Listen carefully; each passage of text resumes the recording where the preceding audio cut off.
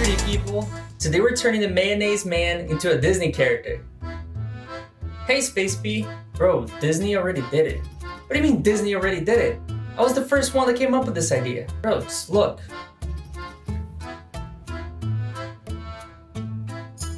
Oh fuck. Okay, let's get this party started. So I drew some sketches so I have an idea more or less of what I want to do. I'm using Z-spheres to block out the basic shape. During this process, he looks more like a robot rather than a human. But then again, does Ed look like a human? Just kidding, he does. And right here, I'm doing everything that you shouldn't do as a 3D artist. I'm separating the arms and the legs too early at the stage, which makes my life more difficult. Why did I do it? Because I was working on this at 1 AM after a long day of work, because that's what adults do. They work the 9-to-5 rat race and then work on their dreams in hopes that it will become true sometime in the future. Because if it doesn't, I'm gonna end up being the substitute teacher who smokes too many cigarettes a day and project all my insecurities onto my students. So please subscribe so I don't have to become a substitute teacher.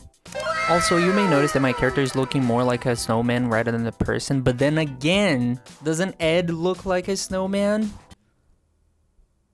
No, stop being mean. It's just my fault. I didn't use the anatomical references for the good part of this artwork, aka the dumbest thing you can do as a 3D artist, aka Paulo is a stupid artist, aka subscribe so I don't have to become a substitute teacher. So this is what I have so far after working on it for more or less 2 hours, and it doesn't look so bad, does it? Yes! Yes, it does! Jeez, dude. Can you be more kind? I mean, use some anatomical references and continue. Okay. So in this part, I'm doing the right thing and using references, which all of you should be using if you want to be a decent artist. You can't see it on my screen, but I actually have a second screen that is older than Windows 95. But hey, it does the job. And in this part, I'm focusing on the face, which is the essence of the character if you ask me. Especially in Ed's case, because this man took the song Head, Shoulders, Knees and Toes way too seriously. And here, instead of spending an eternity making the fingers and the hands, I just grabbed it from another character. Why, you ask? Because I paid way too much money and spent way too much time in school to have a professor tell me that that's what they do in the industry. So I literally spent years learning anatomy just to grab parts from other existing characters. Yeah, welcome to reality. As I'm doing this, I'm noticing that the character is very symmetrical, which is characteristic of Disney characters, but so is Ed. I mean, look at this man's beautiful face. The symmetry on this man's face would make the ancient Greek have wet dreams about his facial proportions. I mean, not even the Parthenon has the same level of beauty and symmetry. So this is what I have so far, and Ed is not looking very much like a Disney hero or a prince. He's looking more like a villain. Yeah, I'm pretty sure he's a villain. Oh, hey, Anna. Hey.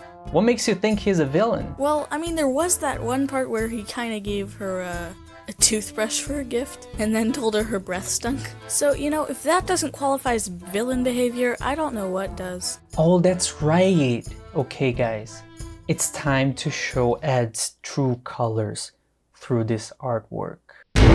Clearly on this part, I'm just really focused on turning him into a villain and make him look not too nice. I wanted him to be that villain from Frozen that nobody remembers. Remember that one? Yeah? What's his name? I'm sorry, but Frozen is such a forgettable movie. The only thing I remember from that movie is the songs that tormented every person who worked at retail during the time it was released. I mean, seriously, name 5 moments you remember from Frozen that does not include the songs. Exactly. You can't remember. It's a forgettable movie. Which is not the case with my Ed here. I mean, as I place the hair on the character, you will realize that forgetting Ed will be a difficult task. Why? Because this man puts mayonnaise in his hair. Next time you will eat a sandwich with mayo, try to not think about Ed putting mayo in his hair. Seriously, do not think about Ed putting mayo in his hair while you're eating a sandwich. Don't. Anyway, speaking of hair, I think I blocked out the hair pretty nicely.